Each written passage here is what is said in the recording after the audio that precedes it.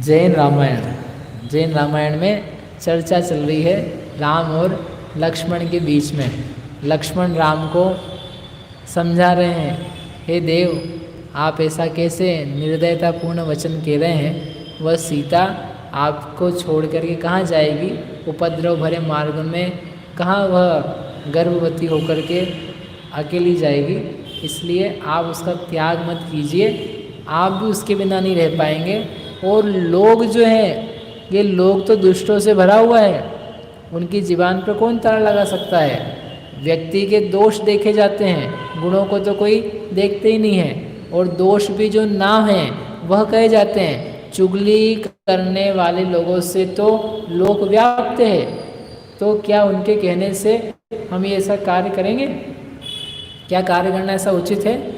कोई आपके घर में आपके बच्चे की चुगली करे तो आप क्या करोगे? बच्चे का त्याग कर दोगे? नहीं नहीं, हमारे बच्चे में बहुत दोष है, वो आपने कहा ना, छोड़ दिया उसको, त्याग। भगवान आके कहे ना तुमसे तो तुम नहीं छोड़ो क्या आपके बच्चे में दोष है बेटा, आप उसको अच्छा नहीं है, वो ऐसा ऐसा काम करने लगा, अरे भगवान अब आपके पास आना छोड़ना पड़ेगा सुनना नहीं चाहता व्यक्ति। तो वो कह रहे हैं कि चुगली तो क्या लोग करते ही रहते हैं। अरे वो निकलते हैं हाथी, तो हाथी के निकलने पर जो क्षुद्र जंतु हैं वे भौंकते हैं, बोलते हैं, बड़बड़ाते हैं। तो क्या हाथी लज्जा को प्राप्त होता है? ऐसे जो बड़े लोग महापुरुष हैं तो उनको देख करके ईर्ष्यावान जो हैं ये कहते ही रहेंगे। यदि लोग का व्यवहार को देख के कार्य करेंगे तो कोई भी काम नहीं किया जा सकता है। बहुत बड़ी नीतियाँ बता रहा लक्ष्मण कि ऐसे जीवन चलाएंगे तो जीवन नहीं चल पाएगा। लोग दुखी क्यों हैं? लोग दुखी क्यों हैं? दुख का कोई कारण नहीं है, फिर भी दुखी है। लोग क्या कह रहे हैं, लोग उससे क्या कह रहे हैं, लोग मुझे क्यों नहीं कह रहे हैं। अच्छी बात उधर क्यों जा रही है, मेरे लिए क्यों नहीं आ रही है। बुरी बातें इधर क्यों आ रही है, उधर क्यों नहीं जा रही है। मेरी बुराई हुई है, इनकी क्यों नहीं हुई है। देखना कभी आप, जैसे आपकी बुराई हो गई हो, 4-5 लोग हो और आपकी बुराई हो गई, बुरा कह दिया, तो आप क्या वेट इंतज़ार किस बात का है। मेरी तो हो गई, ठीक है, झेल ली, अब इनकी भी करो, इनकी भी करो, इनकी भी करो। और वो नहीं करेंगे तो आप ही करोगे। अपने दोषों को छिपाने के लिए आदमी क्या करता है पता है? दूसरे के दोष को बताता है। जैसे बच्चों को आपने बोला बेटा टीवी मत देखो, अच्छी बात नहीं है, आप भी तो देख रहे हो, ये भी तो देख रहा है। अब ये देख रहा है तो इसकी उम्र क्या है, उसकी स्थिति क्या है, वो नहीं, ये देख रहा है ना, मतलब दोष ढक गया, प्रॉब्लम नहीं समझ में आई आपको। ऐसे हम दिन भर काम करते हैं, दिन भर हमारे साथ ये होता रहता है। हमको किसी ने दोष बताया तो हम इस बात पे सॉल्यूशन पे जाएं कि हाँ ये दोष है, इसको दूर करें, बजाय इसके व्हाट वी लुक एट यही दोष, ऐसे ही दोष दूसरों में किस में है, आप में जिसने बोला ना उसमें है कि नहीं, एक, अथवा उस दोष को छोड़ करके दूसरा दोष निकाल के लाते हैं। तुमने भी उस दिन ऐसा कहा था ना, बात थी लोभ की और तुम गुस्से की बात लिया, तुमने ऐसा उस गुस्से में कहा था। बस इसका मतलब ये है अपना जो चरित्र है वो उन्नत नहीं हो पाएगा, वो कहाँ रहेगा, वो हल्का ही बनेगा, क्योंकि आप दोषों को देख देख करके एक्सेप्ट कर रहे हो दोषों को।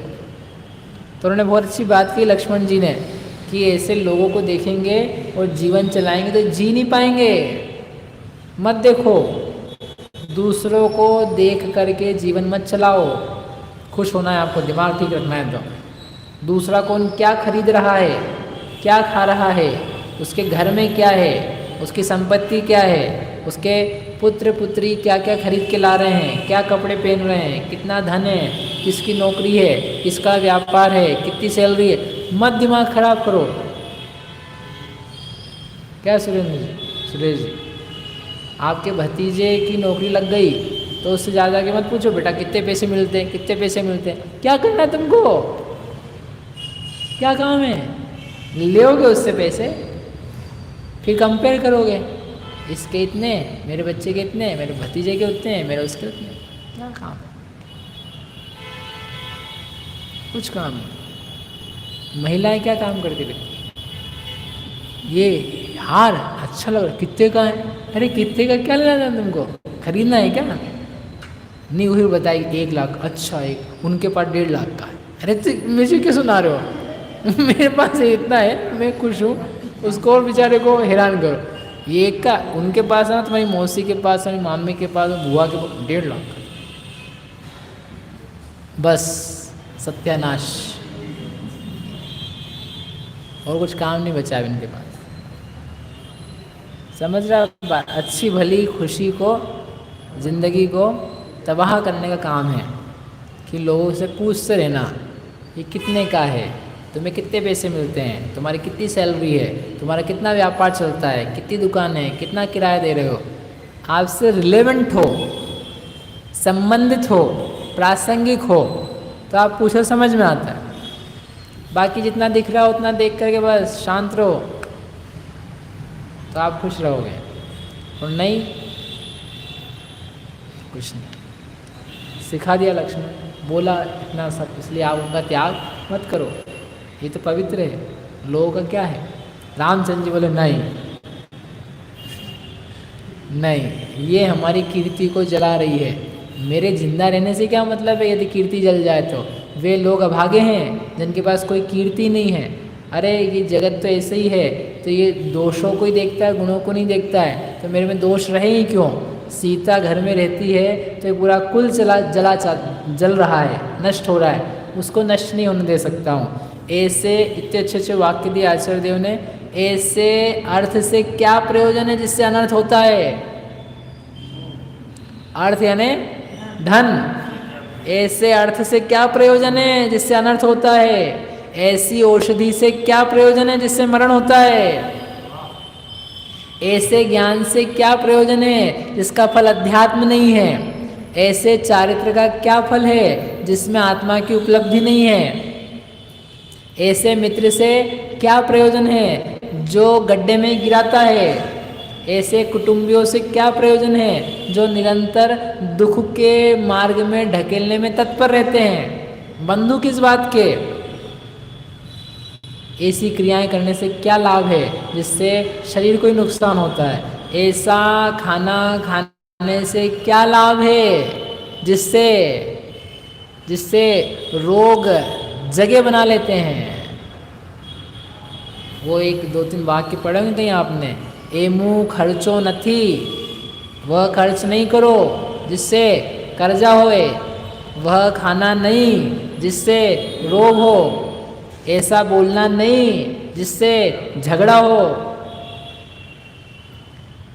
ऐसा पैसा कमाना नहीं जिससे पाप ही पाप हो।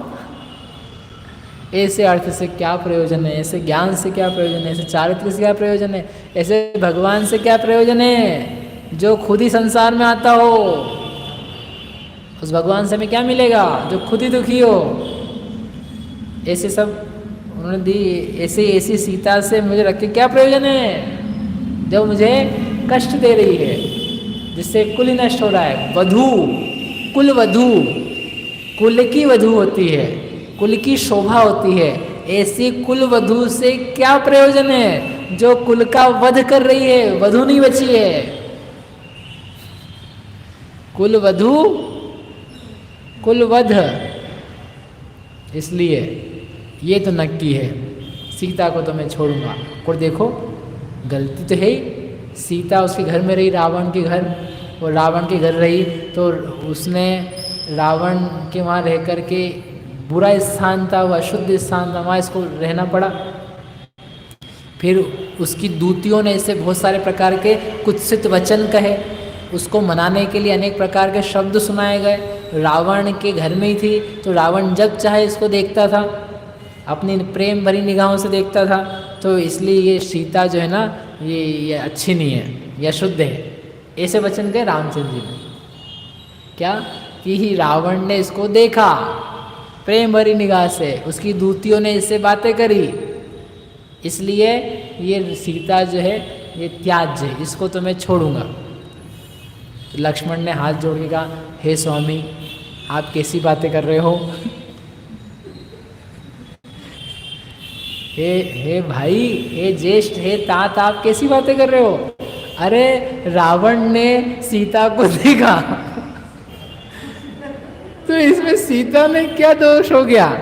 अरे दुष्ट पुरुषों के द्वारा फूल पत्ते कमल फल सामग्री चावल जल चंदन अक्षत देखा जाता है, तो क्या वही सामग्री भगवान को अर्पित नहीं की जाती है क्या? जो जो सामग्री आप चावल वगैरह चढ़ाते हो तो वो क्या बिल्कुल पवित्र पवित्र पुरुषों ने देखी है? कोई हल्के हीन तुच्छ प्राणियों ने देखी कि नहीं देखी? देखना दूर की बात, छुआ भी है।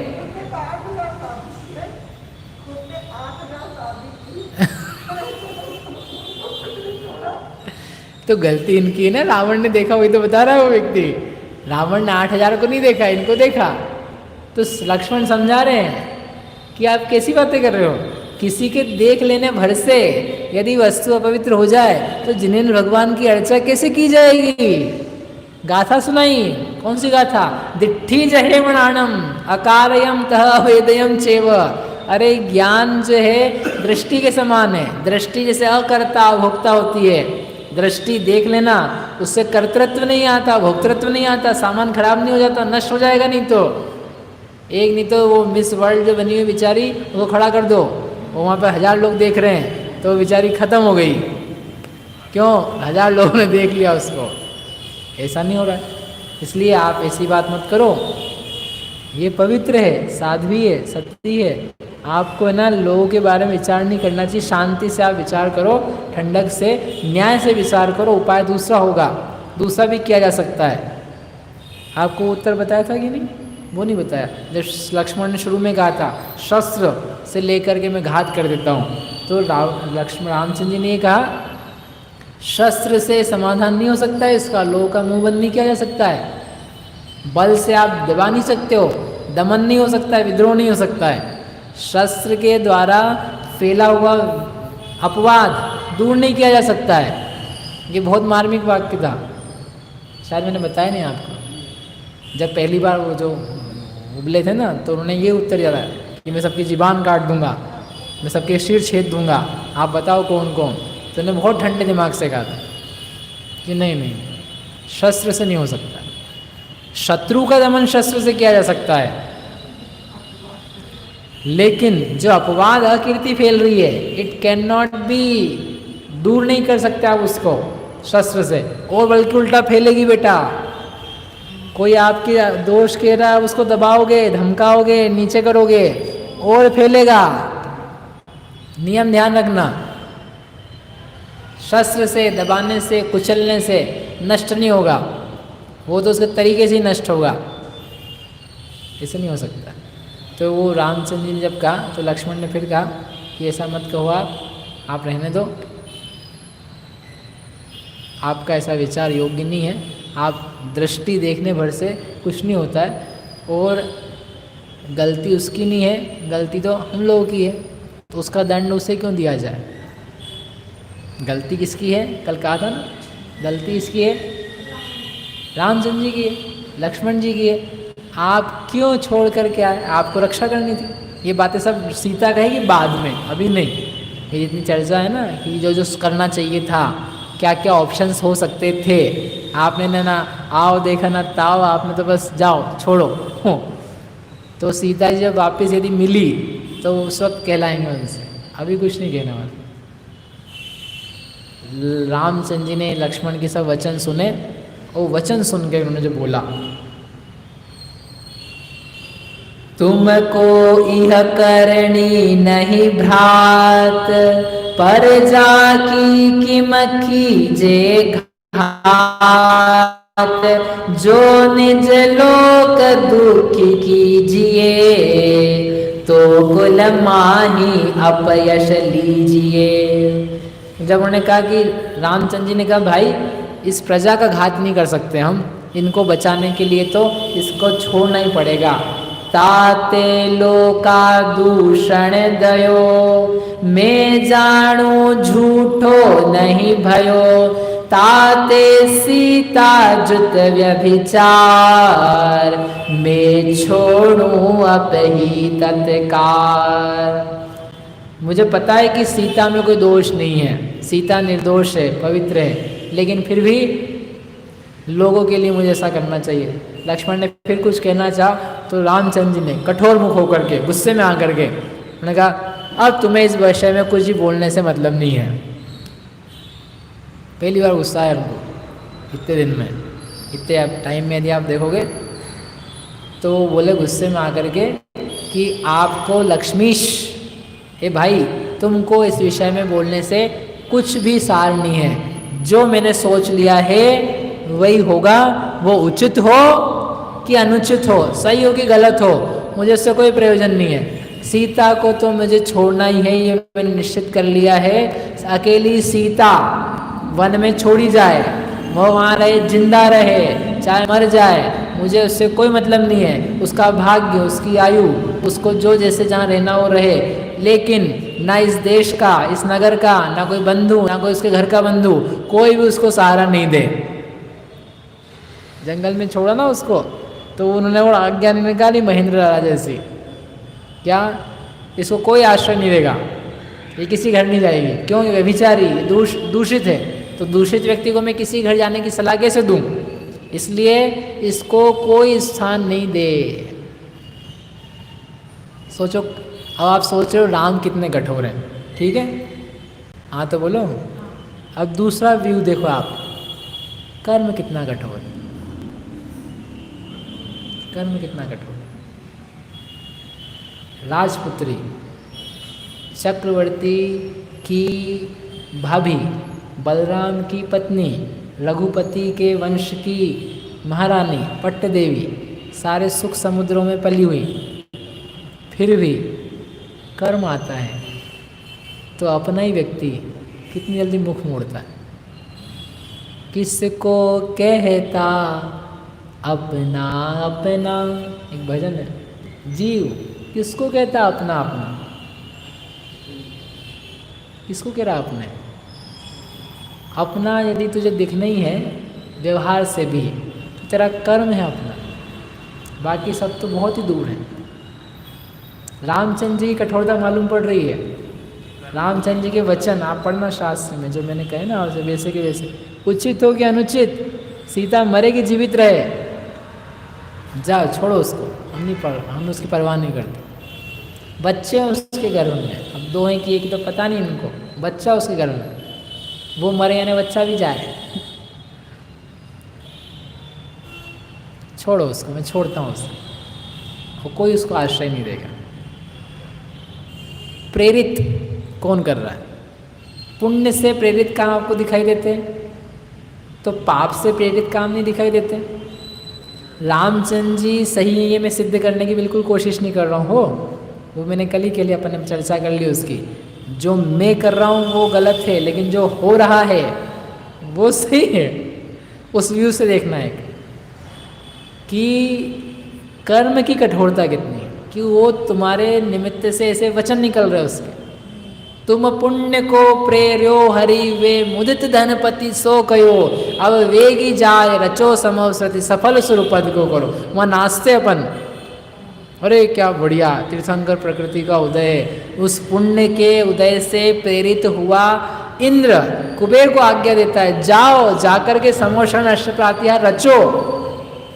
हमें खुशी होती है, हाँ हाँ भगवान का पुण्य का उदय, भगवान का जन्म होता है, उनके पुण्य के निमित्त से चारों निकायों के देवों के घर भेरियाँ शंख पटह बाजे बनने लगते हैं, तो अपने को आह्लाद होता है, अरे बढ़िया उनका जन्म होता है, तीनों लोगों के जीवों को सुख शांति मिलती है, कितना बढ़िया।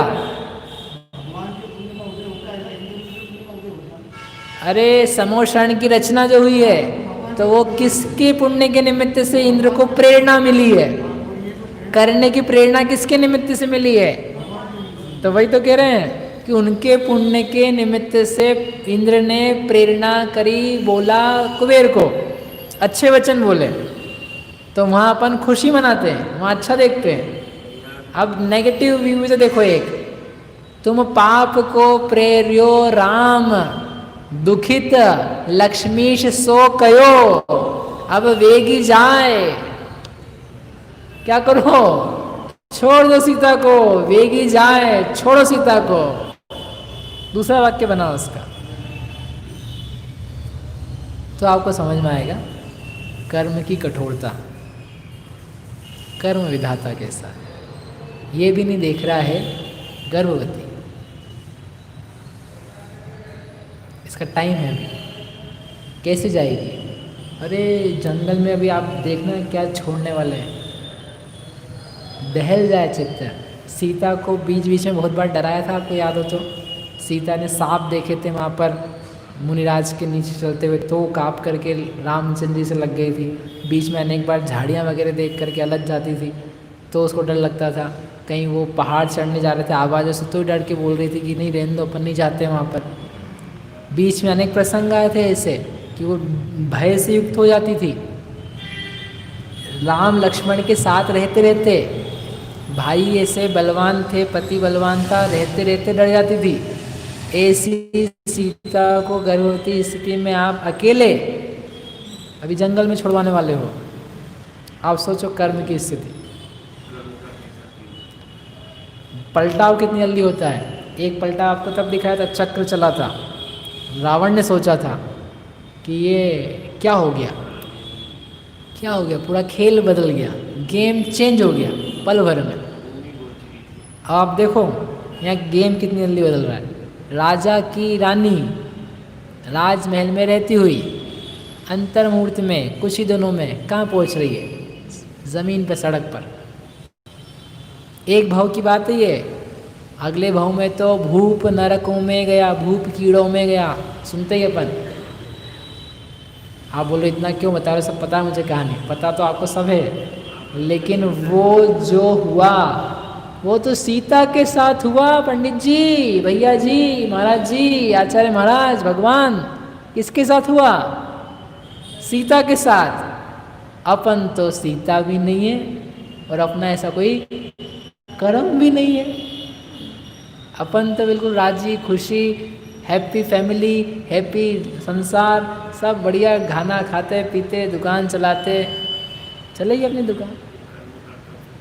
एक पल नहीं सोचता व्यक्ति, इतना गाफिल, इतना घमंड में, इतना मायाचार चल रहा, सब बढ़िया चल। सोचो कितनी जल्दी च्युत कर देता है।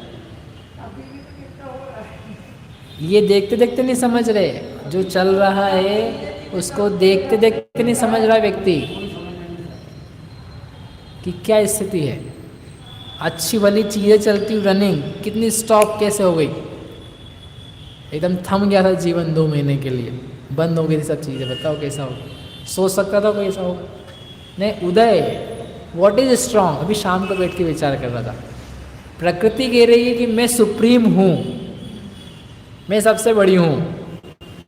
तुम क्या समझ रहे अपने आप को? मैं तुम्हारे कदमों में झुकूंगी, तुम पवित्र हुए तो, और पवित्र होने पर भी कदाचित ना झुकूं, लेकिन यदि तुमने क्षय कर दिया मेरा, तो हम झुकते हैं तुम्हारे आगे। नहीं तो तुम बलवान नहीं हो, मैं तुमको कंट्रोल करती हूँ। मत बनो घमंडी। अपने भोगों को, संपत्तियों को, वैभव को, शक्लों को, जवानी को देख करके मत बनो घमंडी। अपने फॉलोअर्स को देख करके, ये मेरे सुनने वाले 10, 20, 50, 100, 1000, लाख, करोड़, मत बनो घमंडी। कुछ दम नहीं है। जिसके करोड़ हैं ट्विटर पे, वो मरेगा तो कितने लेके जाएगा? वो करोड़ के 100 होने में कितनी देर लगती है? अभी एक कैंपेन कुछ चलने लग जाएगा, कुछ कह दे और बढ़ बढ़ बढ़ बढ़ सब खत्म। काहे के जी रहे तुम? कहाँ हवा में हो? काल्पनिक जीवन में कुछ भी ये दिखाना है। कर्म की कठोरता, उदयों की विचित्रता, संपत्ति की नाशवानता। कौन सी गाथा है? सप्रमवाद 76, उसकी टीका में दिया, असाता का आता हुआ उदय जिसे च्युत कर देता है, ऐसा विषम विषम। समझ में ही बात? सबसे ज़्यादा मार्मिक प्रसंग है पूरी रामायण का, और सबसे ज़्यादा सोचने लायक है। राम लक्ष्मण के युद्ध में तो नियतता थी, राम रावण के युद्ध लक्ष्मण में नियतता थी, नारायण प्रति नारायण, ठीक है। लेकिन ये तो अजीब ही है। It is so strange, strange things happen, होती है, उसको स्वीकार करना सीखो। समझ में ही बात?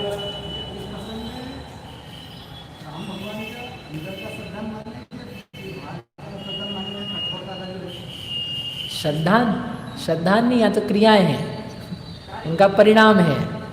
राग द्वेष है, प्रजा का राग, कीर्ति का राग, कुल का राग, और उसको सुरक्षित करने के लिए सीता के प्रति द्वेष, त्याग, जो कहना आपका। हाँ, अब वो रघुकुल के बारे में सोचा, उसमें जो कोई महानता नहीं दिखानी है क्योंकि उसके उपाय दूसरे हो सकते थे, लेकिन उदय जो है उसको कैसे टाला जाए। अब यदि इनका ऐसा होना है तो उसकी बुद्धि भी कैसे चले। समझा, लक्ष्मण समझा तो रहे, लक्ष्मण से बलवान और कोई नहीं समझाने वाला। लक्ष्मण 3 खंड के अधिपति और उनके साथ रहे हुए, उनके पीछे पीछे चलने वाले, उन्होंने ट्राई किया इस पूरे प्रकरण में कि मैं समझाऊं, उन्होंने हाथ जोड़ जोड़ के गए, इतना बार कहा कि राम तक को आखिरी में यही बोलना पड़ा, तुम चुप हो जाओ। उन्होंने ये उत्तर दिया, आप पढ़ना शास्त्र, तुम चुप हो जाओ, तुम्हारे कहने से कोई फर्क नहीं पड़ता, मैंने निर्णय कर लिया है। खुद ही बोल रहे हैं वो, ये उचित है कि अनुचित, आई डोंट केयर, मुझे मत समझाओ, मेरे को करना है। उन्होंने बोला उचित है कि अनुचित ये मैं नहीं सोच रहा हूँ, जो कुछ हो। अरे यहाँ तक तो बोल रहे हो, सीता मरे कि जीवित रहे, जाए वो, निकालो उसमें यहाँ से। आप ये सोचो उदय कितना कहलवा रहा है। रामचंद्र की गलती नहीं है, मैं फिर से कह रहा हूँ, मैं ये नहीं कह रहा हूँ, लेकिन उदय कितना तेज है।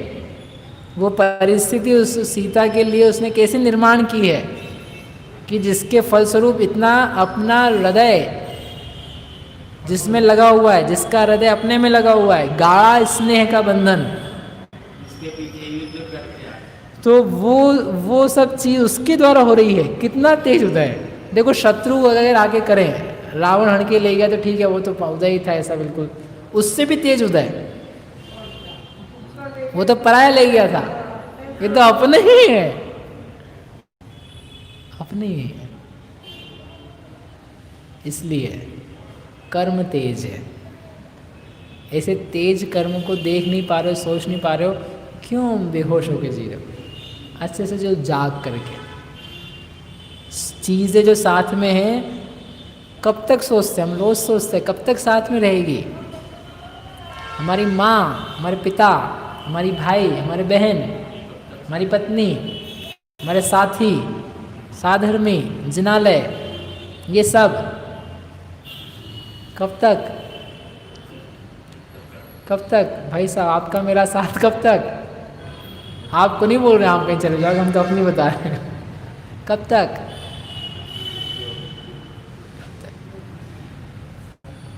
आप और हम सब कब तक साथ हैं, आप हम कब तक साथ हैं।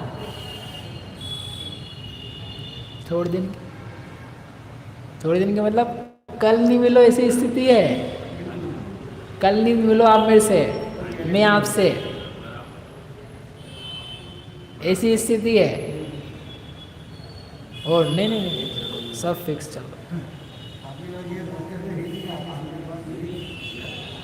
इसलिए रामचंद्र जी ने निर्णय कर दिया, मतलब जिद आ जाती ना व्यक्ति को, जब जिद हो गई अब तो छोड़ नहीं, मेरे को नक्की कर लिया। ना प्रजा ने बोला था कि छोड़ो, ना लोगों ने बोला छोड़ो, उनका ही विवेक उस समय इस प्रकार का हो गया, तो उनका स्वयं का मोह का तीव्र उदय आया, ऐसा समझो। और सीता के कर्म का उदय आया, उसके लिए नो कर्म बने, ऐसा होकर घटना घट रही है। सेनापति को बुलाओ, सेनापति को बुलाने के लिए आदेश दिया गया। सेनापति आ रहा है, आ करके क्या चर्चा होती है, क्या बातचीत होगी, क्या निर्णय देगा, और फिर सेनापति कुछ कहता है कि चला जाता है, उन सब के बारे में अपन आगे विचार करेंगे। आप विचार करना कि घटना सही घटी कि गलत घटी। घटना सही घटी कि गलत घटी। यादृशी जायते बुद्धिर तादृशी भवितव्यता, यादृशी भवितव्यता तादृशी जायते बुद्धिर।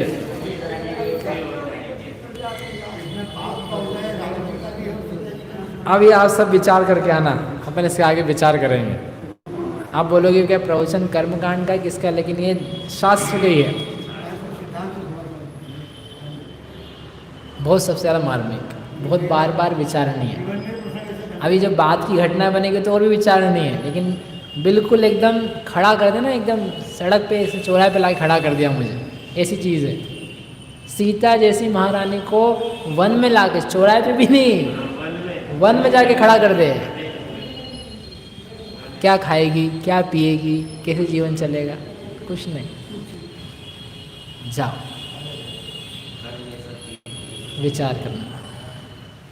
कल भी आ रहे, वो तो बता नहीं रही है, कल कक्षा है, कल सुबह से शिविर की पूर्व कक्षा चालू हो रही है। सुबह 8:30 से लेकर के 9:45 बजे तक नसिया जी में कक्षा रहेगी, जैन अलौकिक गणित की। उसमें जो संख्या मान है वो लेंगे, गणित का पूरा प्रकरण है, मैथ्स का जो सरसों वाला शलाका कुंड विधान वगैरह है, वो सारा का सारा, जिससे अपने को असंख्यात अनंत संख्यात के भेद प्रभेद कहाँ कैसे यूज़ आते हैं, कौन कितना छोटा बड़ा है, वो सब एक बार फिर से जानने को मिलेगा। जिसने नहीं सीखा सीखेंगे, और सीखा हुआ भी है तो रिपीट होगा, रिवाइज होगा। और वही सारी चीज़ें शब्द फिर आगे जो शिविर है 19 तारीख से, उसमें फिर हेल्पफुल भी रहेगी। विषय तो रहेगा ही, उसके अलावा जब गणनाएं आती हैं, संख्याएं आती है, तो जब अपने को शब्द का परिचय होगा तो उससे अपन अच्छे से लगा पाएंगे। इसलिए आप सभी और भी जो दूसरे लोग हैं वो भाग लें। वो सारा कार्यक्रम जो पूर्व कक्षाओं का और शिविर का है वो नसिया जी में रहेगा। नसिया जी में प्रत्यक्ष रूप से आकर के आप कक्षा में भाग ले सकते हैं। किसी को बहुत ज़्यादा समस्या हो आने में या बीमार आदि हो तो वो घर में से जूम से कर लें। बाकी जो आप लोग आ सकते हैं तो आपसे निवेदन है कि आप वहीं आकर के लाभ लें। हाँ, अभी ये है हफ्ते शाम को तो यहाँ चलेगी शुक्रवार तक, उसके बाद फिर शाम की क्लास भी शिविर वाली रहेगी।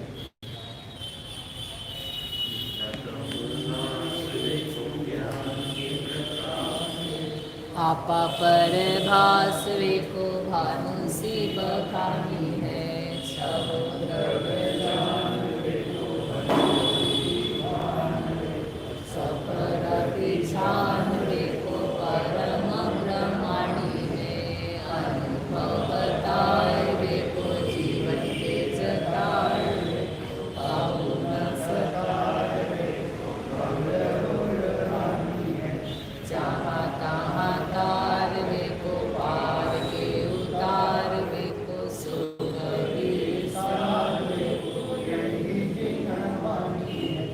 जिनवाणी